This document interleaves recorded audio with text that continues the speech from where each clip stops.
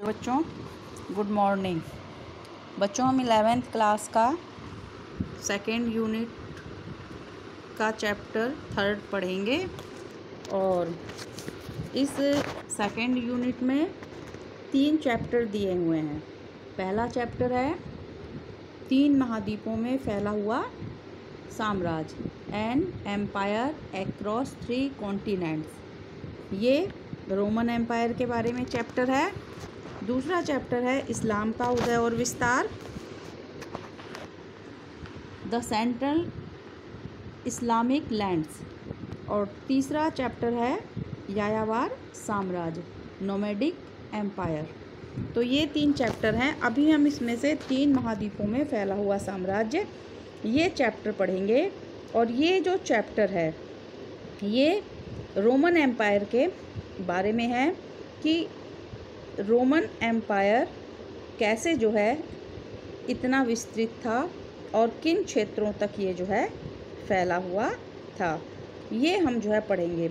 लेकिन इससे पहले जो है मैं आपको जो है इसकी पृष्ठभूमि थोड़ी सी जो है समझा दूंगी और आप इसको जो है समझ पाएंगे।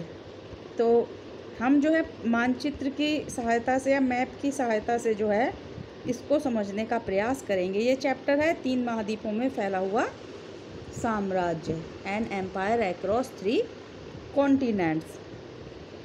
तो पहले हम इसकी पृष्ठभूमि समझ लेते हैं, फिर रोमन एम्पायर में कैसी व्यवस्था थी इसको जो है हम बाद में समझेंगे। तो जैसे पिछले चैप्टर में हमने जो चैप्टर पढ़ा था सेकंड, उसमें हमने बहुत कुछ पढ़ा था और उसी से जोड़ के इस चैप्टर को हम जो है पढ़ेंगे। हमने अलेक्जेंडर का नाम पढ़ा था, सिकंदर का। आपने वैसे भी भारत पर जो आक्रमण हुआ सिकंदर का, तब आप सिकंदर को जानते हैं। तो सिकंदर क्या है, मैसिडोन राज्य का वो जो है शासक था। ये एक यूनानी राज्य था और इसने जो है विश्व विजय की इसकी इच्छा थी। तो इसने जो है अपने सैन्य अभियान शुरू किए। उत्तरी अफ्रीका, पश्चिमी एशिया, ईरान और भारत के व्यास नदी के आसपास के जो क्षेत्र थे वो इसने जो है जीत लिए। लेकिन जैसे मान लीजिए जो सिकंदर के नियंत्रण में ये जो पूरे इलाके हो जाने से क्या है, यहाँ के जो स्थानीय लोग थे या यहाँ की जो परंपराएं थी उन पे जो है यूनानी आदर्श और जो है परंपराओं का असर जो है दिखाई देता था। तो एक तरह से इसको ये भी कह सकते हैं कि इन क्षेत्रों का पूरी तरह से यूनानीकरण हो गया। इंग्लिश में इसको एक शब्द दिया गया है, हेलोनाइजेशन, क्योंकि जो यूनानी थे उनको हेलेनीस कहा जाता था।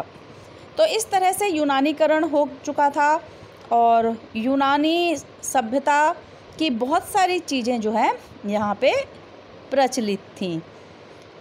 लेकिन जैसे ही क्या हुआ, जो सिकंदर था जब उसकी मृत्यु हो गई तो उसके बाद जो है ये जो राजनीतिक एकता थी वो जो है एकदम से बिखरने लगी और समाप्त होती हुई सी दिखाई देने लगी।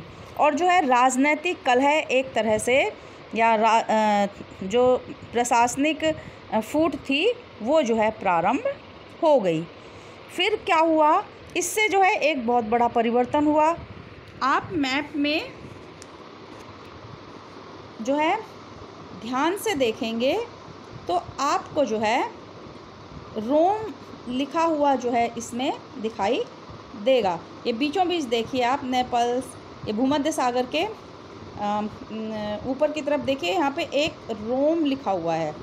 तो ये जो क्षेत्र है रोम, और इस पे जो है यहाँ पे गणतंत्र राज्य था, मतलब एक तरह से लोकतांत्रिक व्यवस्था थी, पूरी तरह से लोकतांत्रिक नहीं थी। तो यहाँ पे क्या होता था, सरकार का निर्वाचन किया जाता था।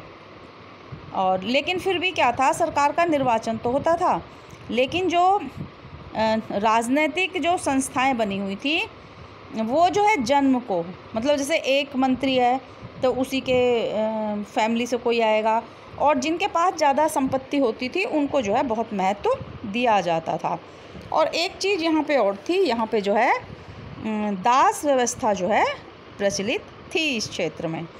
तो ये जो है ये जो क्षेत्र है रोम में जो क्षेत्र है, बाद में इसी क्षेत्र का जो है विस्तार हुआ। और ये पहले जो है क्या है, कभी ये सिकंदर के साम्राज्य का जो है इसके आसपास का भाग जो है उसके नियंत्रण में रहा था, लेकिन बाद में जो है ये रोमन एम्पायर के नाम से जैसे जैसे यहाँ के शासकों का वर्चस्व बढ़ता गया, रोमन एम्पायर के नाम से फेमस हुआ। और एक यहाँ पे जो है व्यक्ति था जूलियस सीजर, वो सेना का नायक था। उसने जो है रोम साम्राज्य को बहुत अधिक जो है विस्तार किया। आप मैप में देखिए, ये जो मैप में जितना भी एरिया दिया गया है ये सब रोमन एम्पायर जो है।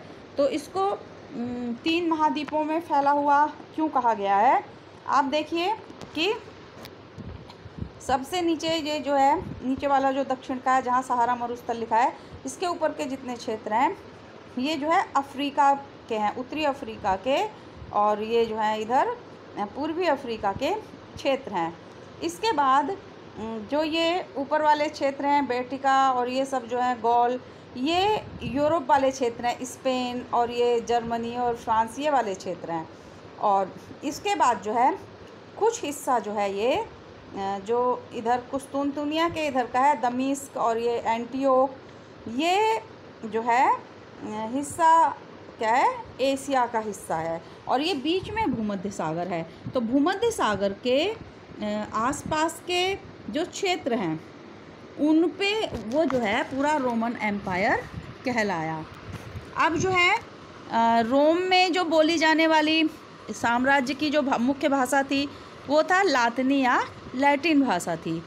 और लेकिन इसका जो पूर्वी क्षेत्र था यहाँ पे बहुत सारे लोग अभी भी जो है यूनानी भाषा बोलते थे, क्योंकि उनके ऊपर जो है यूनानी जो साम्राज्य थे या जो ग्रीक्स थे उनका जो है असर था।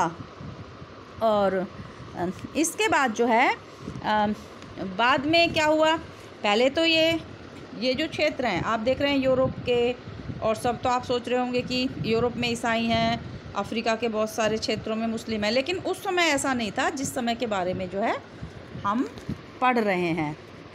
और ये जो है इस समय जो है छोटी छोटी जनजातियां जो हैं इन क्षेत्रों में रहा करती थी। बाद में जो 4वीं शताब्दी ईस्वी में जो है एक सम्राट हुआ कॉन्स्टेंटाइन, उसने जो है ईसाई धर्म को स्वीकार कर लिया। तो ज़्यादातर जनसंख्या ने जो है ईसाई धर्म धीरे धीरे वो स्वीकार करने लगी। तो ऐसे करके ईसाईकरण होने लगा। ऐसे ही जो है अब 4वीं शताब्दी ईस्वी में शासन को ठीक से चलाने के लिए रोम साम्राज्य को जो है पूर्व और पश्चिम 2 हिस्सों में जो है बांट दिया गया। आप ये यूरोप वाले की तरफ के हिस्से देखेंगे जिधर अटलांटिक महासागर लिखा है, ये हो गया पश्चिमी क्षेत्र।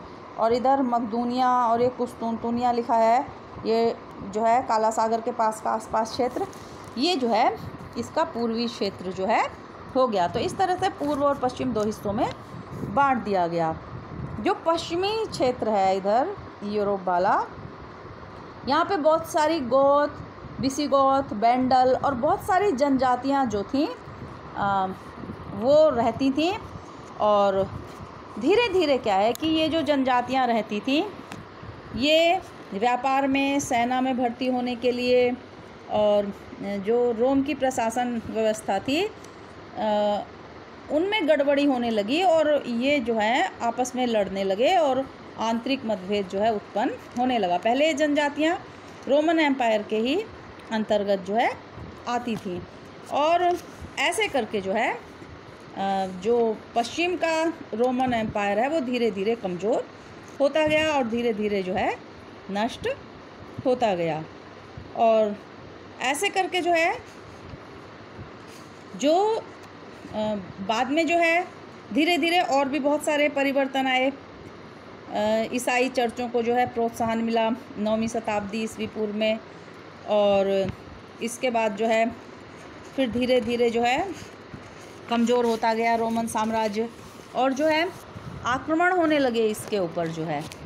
जो आप देखिए कि जो इधर काला सागर वाला जो क्षेत्र है, या हम कहेंगे कि ये लाल सागर जो क्षेत्र है मैप में दिख रहा है, इसके पूर्व की तरफ का जो क्षेत्र था वो क्या था, इराक और ईरान वाला क्षेत्र था, जिसे हम पहले पढ़ रहे थे मेसोपोटामिया के बारे में।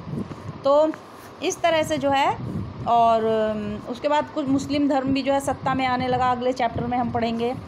तो इनमें यहाँ पे क्या है कि उनमें लड़ाइयाँ होने लगी। फिर जो पशु चारक थे, जैसे मंगोलिया में बहुत सारे पशु चारक थे, तो उन लोगों ने अपने आक्रमण करने शुरू कर दिए। चंगेज़ खां का आपने नाम सुना होगा। तो इस तरह से धीरे धीरे जो है रोमन एम्पायर क्या है वो कमज़ोर पड़ने लगा और रोमन एम्पायर समाप्त हो गया, और उसकी जगह पे दूसरी व्यवस्थाएं जो हैं शुरू हुई। तो रोमन एम्पायर में किस तरह की व्यवस्थाएं थी, कैसी राजनीतिक स्थिति थी, कैसी सामाजिक स्थिति थी, आर्थिक स्थिति कैसी थी, ये हम अगले वीडियो में देखेंगे।